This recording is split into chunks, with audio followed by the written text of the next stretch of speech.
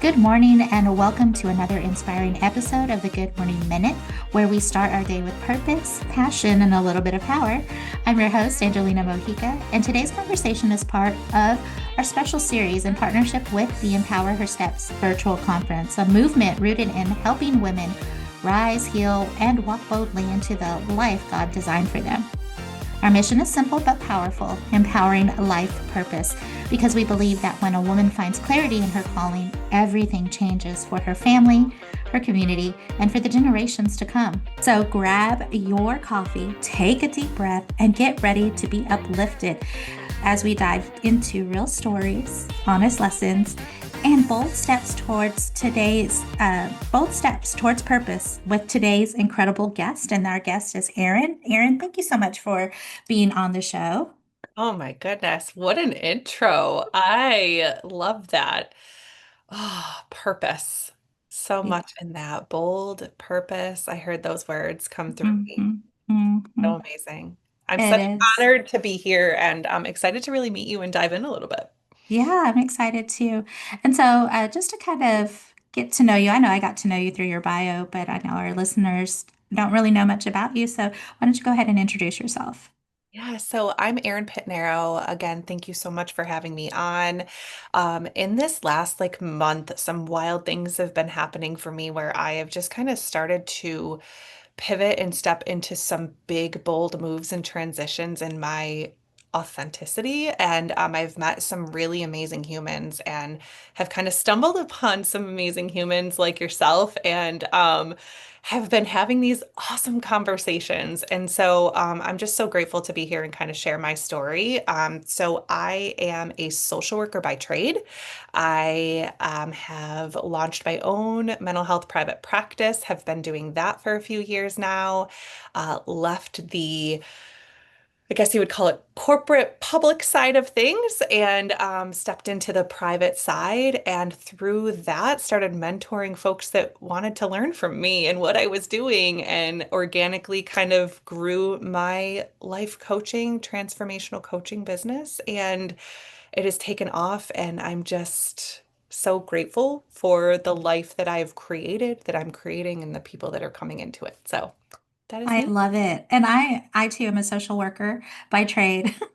Love it. So, yeah, so that's something that we have in common. And so when you said that, I was like, yeah. And then also, too, the coaching aspect really pulled at me. And it was a big part of my healing journey.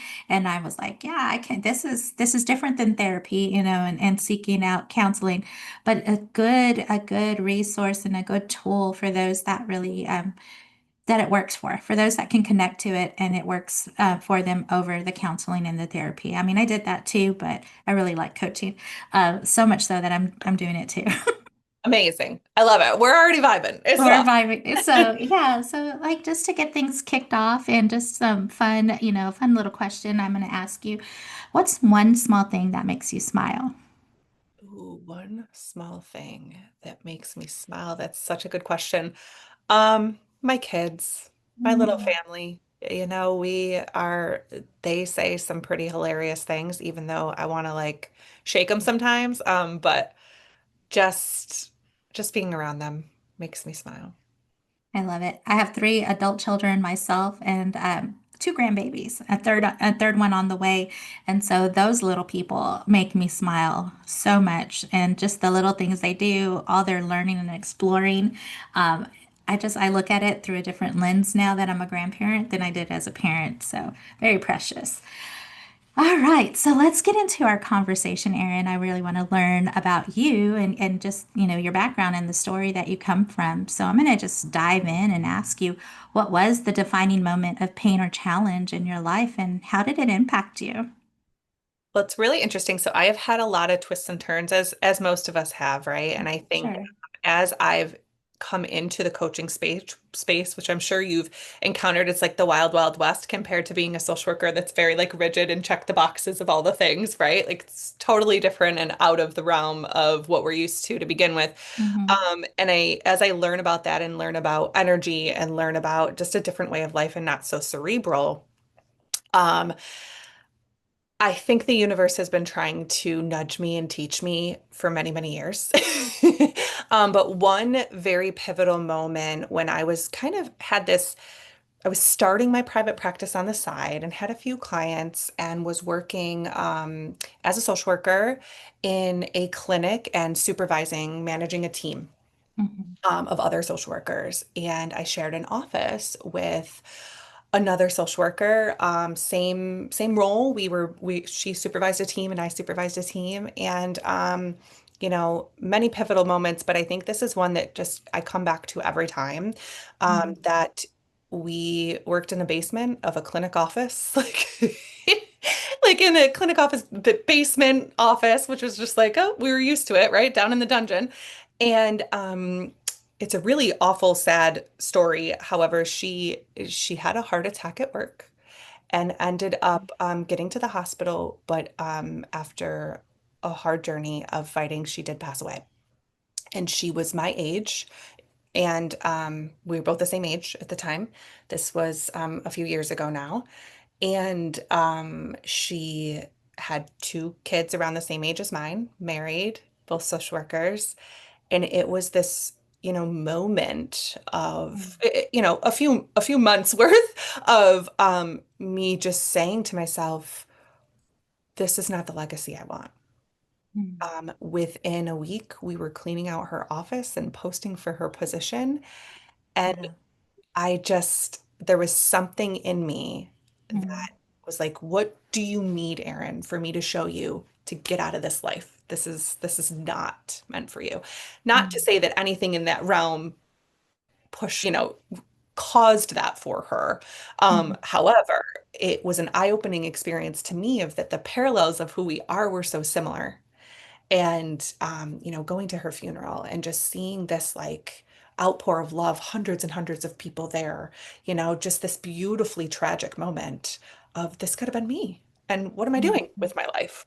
Right? This is not how I want to leave the world. And so I decided there within a few months, resigned from that position and took a leap with my little family and said, we're going all in on this. And from Mhm. there, the alchemy experience was created and built and transitioned into my private practice and my coaching. Wow. Man, how traumatic, to have a friend, a coworker, a colleague just within, just talking distance, and one day they're there and one day they're not. Yeah. And, the stress of a job, right? The stress of supporting others, because social work, stress of supporting others at your own demise, like that's such an awakening, you know, thought, because even the packing of her things and already posting of her job, like, just within a week's time, that is such a hard realization of life, and so I'm assuming the reflection is, what am I doing? What Yeah. was that process for you? And you mentioned, like, we're going all in. The next step was my coaching business, but what was it like in the middle of that Middle for of the you? storm. So, it was, like I said, a few years ago. So we were still sort of in the heat of COVID. Oh, wow. Okay. And supervising a team who provided intense mandated mental health to folks Mhm. with serious and pervasive mental illness. So it was in the storm of that, trying to keep people from harming themselves and surviving in the community was Mhm. huge. I mean, we had lost many clients due to taking their lives during that time, which was another added Mhm. toughness, Yeah. right? And pressure. Um, there were struggles inside my home, inside my marriage, inside we have, Wow. a kiddo that needs a little bit more attention than some in way of his academics and in way of his anxiety and ADHD and Mhm. things of that nature. And so there was just a lot of storm. I really felt like I was like in the middle of this like tornado. Yeah. And so I think realistically, it took, to be honest, I was able to, I had wanted to leave that job prior to this happening and had, Mm. told my supervisor that at the time. And so this was sort of the catalyst, and they asked me to stay on after this happened, because they needed to support. And so I stayed an extra few months. And I said, I will stay because I want to honor her and I want to honor this work. But Mhm. ultimately, so I helped them kind of through that process and through hiring some more people and kind of getting through that, Mhm. and then leaving. And so, it took me probably another couple years to really come out of the chaos of that Mhm. and sort of just wrap my head around what happened. I was able to Mhm. process with friends and family and other, providers and such. But I think it was up until probably about a year ago when another friend of mine asked me to be a part of her anthology book. And it is entitled Warrior Women and it's life lessons. Mhm. And I was like, holy cow, life lessons, turning life lessons into legacy. Mhm. And I Mhm. thought, what an honor to be asked, and what an honor to share her sort of story and how it impacted me. And what a lesson of boundaries and listening to what you need and honoring that and honoring who you are and stepping into that. And so I share that story in the chapter, um, Mhm. of how I turned this life lesson into my legacy. And, you know, I think it took a couple years of healing to kind of unravel that that was such a pivotal moment that Right. really pushed me to make a big change in life. And then writing that chapter was healing and being able to share how that all unraveled. Wow. And you're prompting me for my next question as we're talking about healing and growing. Um, yeah, so this book was definitely something that helped you heal through it, but what was the first step of healing and and the growth during the season? You're overcoming, and so what was that like for you?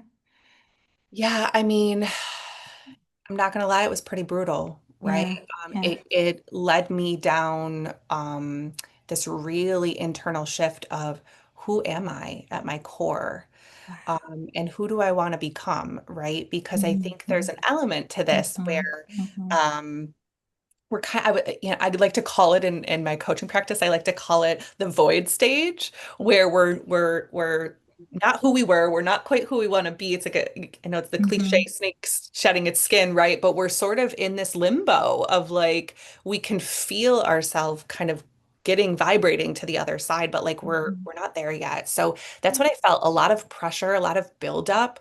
Um, and yeah, I mean, I had the skills to help other people get out of it. Mhm.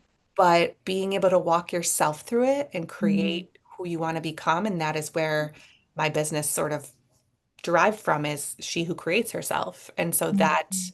is really the catalyst for that. So it was hard. I mean, it took a lot of journaling, a lot of being with myself, a lot of, Mhm. self-care, but also reaching out and asking for help and being vulnerable and saying I don't know it all, right? Mhm. Which is hard. I mean, that's like, Yeah, yeah. especially as a social worker that's always helping other people, we forget that like we need help too. We're human, and so Mhm. being vulnerable in that. So a lot of life lessons through that. Wow. And you hit on something that I like to use as a tool of beginning in my coaching, and it's the who am I question, right? Who are you? Because when we are asked, like, Erin, introduce yourself, Erin, tell me about yourself, we immediately gravitate towards our roles in life. I'm a social worker, I'm a mother, this, that, and the other. But those are roles in our life. It's not at the essence of who we are, right? And so like I said, coaching was part of my healing journey too. It's almost peeling back the onion, right? No, you're not, that's not who you are, right? You're not a mother. That's a part that you play. You're not a social worker. That's a part that you play. And so you're peeling back this onion. And I remember when it was asked of me and I really understood that the question, it left me speechless Mm. because it left me at a very vulnerable, naked place because I'm like, oh, you're stripping everything away. Like, Yes. so even the genetics, right? Even my name, like that was gifted to me. That was something my mom and dad gave me. It's, Oh, so I'm like, wow, okay, who am I? God, who am I? What is that? And so for me, as I start defining the things that I want to be remembered for, or the things that I want to put into the world, it's more love, it's more kindness, it's more forgiveness and compassion. So, in a sense, that's who I am in spirit is these things, and so that's a really good question. And so I don't know if anybody's out there listening, truly, truly listening, but if you really look at that question and you peel back, yeah. it really does leave you kind of in that nakedness, Yes. Yeah. truth, that naked truth. It's funny you say all that because these are the same things that I sit with my clients and have conversations with, and we dive in because Uh-huh. when you look at who you are, and as you were saying, a mom, a social worker, and I'll have people do this. I'll say, tell me what you are, or Hmm. who you believe to be, and they list all these Hmm. roles. And so I'm like, okay, well, all of those roles include other people, Hmm. right? And if those other people left your life for whatever reason, you're still left with you. So who is that? Who is that person when they're alone? Hmm. So to your point, kind of diving in and, you know, um, a calm presence and being somebody who can um, sit with people and allow for them to be vulnerable, but then say to Hmm. them, okay, now we got to go. Let's go do this thing, right? So Hmm. sort of the cheerleader and the coach and the healing space and all of that, which is a light and fire all in one, right? And that's Yeah. kind of what I see myself as somebody who can draw in be the light for people, shine the flashlight for people to see where they're going, and also be the Hmm. fire to light their butt on fire to go. So Give me some motivation. yeah, Yeah. yeah. So I love that. I love kind of Yeah. getting down in the trenches. So Yeah, absolutely. And then social work definitely trained you for the trench work. man did it. Man did it. Yeah. You think you go to school, you go to college, you do all this education for like a bajillion dollars for a piece of paper that says you know how to learn, right? To pay another bajillion dollars to get your license and your credentials for a piece of Hmm. paper that says you can talk about what you learned. Yeah, yeah, And then yeah. you're like, okay, here I am. And then the real work starts. I always tell people that want to go into social work, I'm like, it is amazing. It is the best because you could do anything. You could do anything Hmm. with a Hmm. social work degree. Really, there are so many avenues you can go down. It yields you so many doors to open, but it is not for the faint of heart, for sure. It really isn't. No, it really isn't. So, Erin, just kind of continuing to walk down this journey with you, when did you start to sense that there was purpose on the other side of the storm? Mm. I think a part of me always knew. I think a part of me always knew that I was meant to do more things. I was meant to have a larger impact. But I thought it was supposed to be inside this social work thing. Hmm. And so, Hmm. but in the eye of the storm, I guess, when did I know at that point? I think it was after I took that step. Right? So I think Yeah. once I took that step and say, I'm gonna do this because what's the worst that's gonna happen? I'm gonna come back to where I am, right? Like I'm not gonna start over. I'm gonna just be back from experience. And Hmm. so leaving that role and stepping out on my own and then having a whole nother moment of like, oh my God, I don't have enough clients. How am I gonna survive? How am I gonna pay? Like you've already walked this walk, Erin. Like just do the same thing over and over, over and over. Be consistent. Hmm. It's okay. You got this. And once I learned that it's the same process over and over, when I feel that void feeling coming up, I know Hmm. that I'm onto something. Um, so I think that was it. I think it was leaving that and taking that leap, is when I knew that I was going to be on the other side. It just was a matter of time. Wow. And you know, you're with others that I've interviewed and saying that I kind of already knew that this was happening. It may not have been clearly defined, but there was always a sense, maybe like an intuitive sense or a gut feeling, or just that spark of motivation that this is the direction I'm supposed to head. But I think too, when you're going through this and starting to define it, you mentioned the anxiety of going kind of a setback, like going back, like, oh my gosh, I don't have enough clients. I don't have enough of this or that. And it's that fear, right? And fear is always there to it's a guiding post. Really, it is. A lot of us look at it as a roadblock because we get scared. We don't want to go further. That's our comfort zone limits, Yes, and I'm yes. not going to get stuff over. But it really is a guiding post. And just to kind of highlight that in your story, as you hit that fear barrier, you're like, okay, it's going to be okay, Erin. You've done it before. You've just got to repeat and it'll increase and, things will come. But it's just telling you that you are passing through something that is unfamiliar. It's uncharted territory, but it's still going to be okay because you're going to get through it. You've already gotten through so much already. And then once you do, then you're like, okay, this is a new line for the comfort zone. I mean, I'm creating a new line for the Yeah. comfort zone. But it's I like that you mentioned that because I know I work with a lot of clients who are like, I'm scared of this or the what ifs, the what ifs, the what ifs. And I look at them and I'm like, well, what if it works out?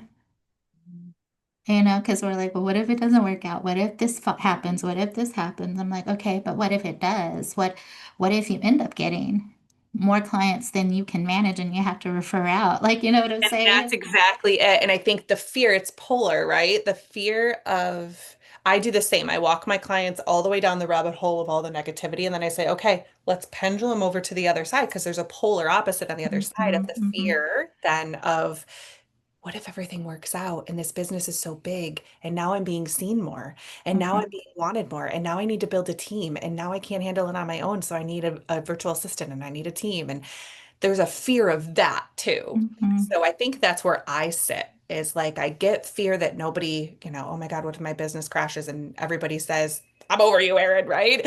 So there's that fear, but then Hmm. there's the polar opposite fear is of me being seen and growing and being so big. And that can be just as polarizing Hmm. as the other side, right? And Hmm. so walking people through both is so crucial Hmm. because we're going to land somewhere in between, right? We end up kind of like pendulum swinging and then we Yes, kind of course yes. correct.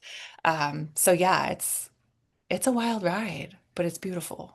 It is, it is. And so I see the Erin before me today, but what was that like? What was that, in your story? How was it able to shape who we see today on our podcast? Oh man, we could spend hours.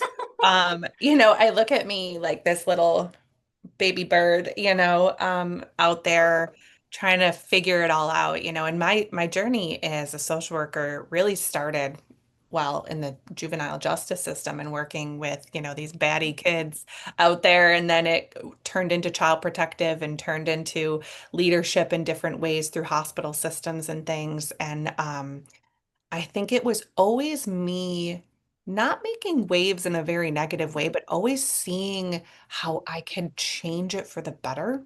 Mm, And I think that's why I say there's a part of me that always knew that I was meant to be doing something bigger on the other side because every system or every role I was in, I could kind of sit back and see the beauty in it and where we could make the tweaks of things being better. mm, And so that version of me, I think, was moving too fast mm. and was not as methodical and not as clear and Yeah. wanted things good so much that I was a little intense and a little bit too much, right? But then, on one hand being told I wasn't enough. So there was this like piece of me, right, that was Yeah.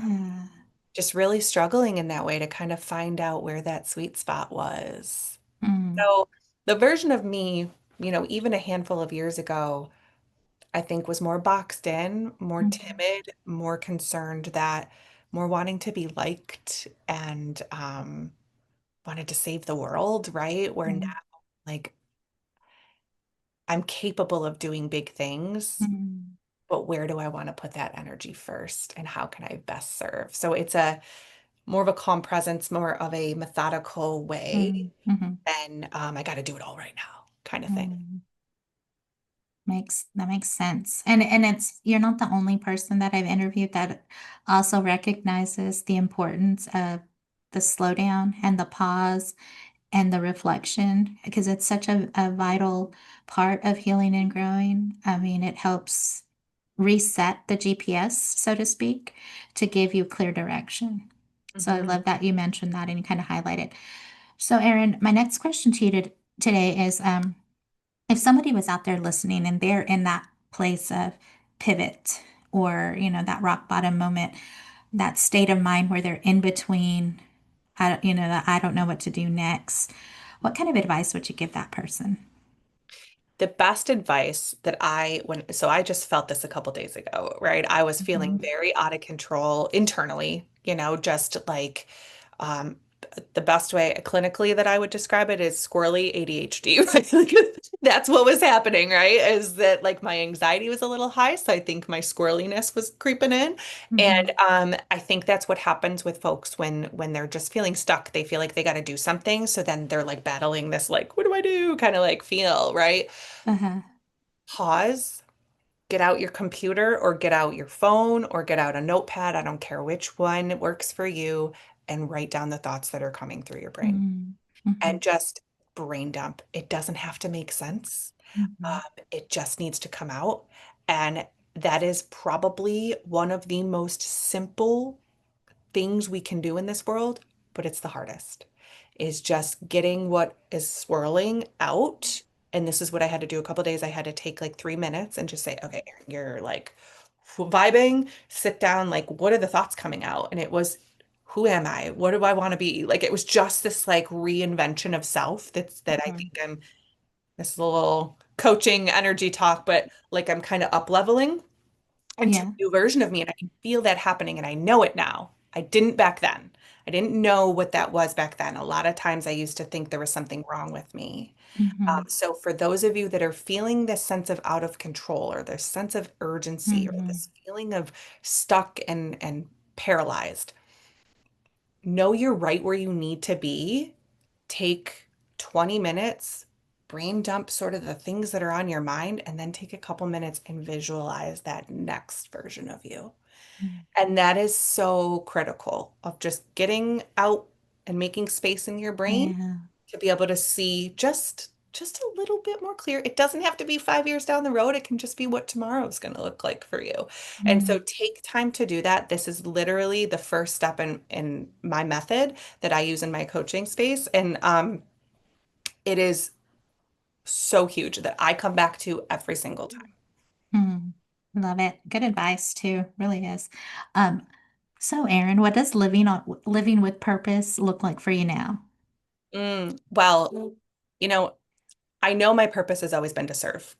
I know that. It's been in different capacities. And Mhm. right now, what that looks like is to serve at my highest level in way of being in integrity and Mhm. um, being just conscious and present. I think historically, again, wanting to do it all and be everything to everybody, I wasn't present anywhere, right? Mhm. So I wasn't able to serve at my highest self. And now knowing what is so amazing and walking in my purpose is like I am so clear of who I'm meant to work with right now in this season of my life. And it allows me to be the best wife, the best mama, Mhm. and the best provider, whether it be clinically or coaching. And so, yeah, it looks like space. It looks like um, just support. It Mhm. looks like people coming to me saying, hey, like, I don't know if it's you I want to work with, but like this is what I need. And then they're seeing me as an expert in my field and in my craft, and I can say to them, hey, I'm not for you, but this person over here is. Or Mhm. absolutely I am, let's vibe.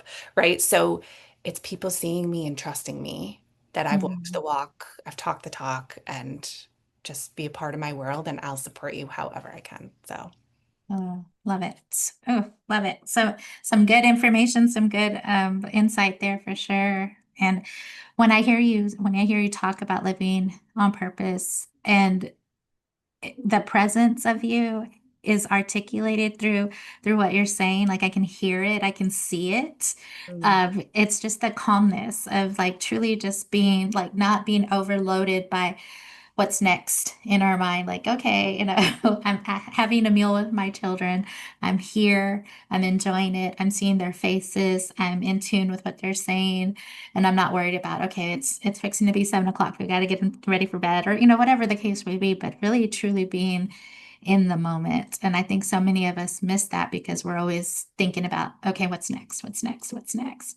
And let me tell you, I'm not perfect at this. Like there are days that I am like, I got big projects going on in my professional life. Sure. And so I'm like, and so there are days where I'm like gasping for air, but I know that that's because I'm growing, right? And Hmm. so there's, Hmm. if you can picture like birth, right? Like it's like this stretch, and now you can hold more. And then you brain dump and you get rid of things to create that Hmm. space within you. And then you grow and you can hold more. And then you create that space, right? So it's just like this accordion feel. And that is truly where I feel like I'm at. So there are days where I'm like, I did not show up as a great mama today, but I gave it the best I could, So Yeah. Well, giving and that's yourself what that, grace, you yeah, know? yeah, absolutely. And that's what matters is just giving the best, right? Because we're always seeking to be the best version of ourselves every day. So, another question I have for you is legacy and impact. And I know you kind of hit on this in the moment of your storm, but if today were your last day, what would you want to be remembered for? Ooh, that is powerful question. I haven't been asked that in a really long time. Um, what do I want to be remembered for if today, like if I were gone? Love and light. Love and light. Like she was a light in my world, showed up when I needed her in Mhm. like the good times to help guide me in the bad times. And in the good times, was fire and party and fun, and in the hard times was love and kind. So Mm. love and light, that's what comes to me right now. Okay. And then my last question to you, Erin, is if you could leave maybe a bit of truth or a word of encouragement with someone who is listening today that is still trying to figure out their purpose, what would it be? I just touched on this is grace. Mhm. Give yourself Mhm. grace. Comparison is a tough thing, right? Like we compare our first chapter to somebody's 30th, and so give yourself grace if you're in a season that feels really hard, like you're in the eye of a storm. Um, Learn, just sit and learn. Like what am I doing that's serving me? What is Mhm. helpful? What do I want to grow from this? What's the lesson I Mhm. want to learn from this? And so just giving yourself grace that we're always learning, um, even when it's hard. Absolutely. Well, Erin, if someone's out there and they're like, oh my gosh, I want to work with Erin. She sounds like a really cool coach, and I'm kind of vibing off of this conversation I'm hearing. How can they get in touch with you? Yeah, you can find me pretty much across all social platforms as Erin Pittinaro. I also have the Alchemy Experience is my company. So Mhm. I do have certain pages or programs where you can tap into those for free. Mhm. I do have paid stuff too going on, but you can really find me anywhere as Erin Pitnaro. Wonderful. Well, Erin, I want to thank you for sharing your heart, your story, and your light with us today. It's conversations like this that remind us that purpose isn't about perfection, it's about showing up and growing through the things that we go through and trusting that every step matters. Here at the Good Morning Minute and through the Empower Her Steps movement, we believe that every woman has a calling worth discovering and a voice worth using. So, friend, wherever you are today, remember your purpose is powerful and you're not walking alone. So, until next time, keep rising, keep trusting, and keep walking boldly into the life God has designed for you. I'm Angelina Mojica, your life coach, sending you much love, much peace, many blessings.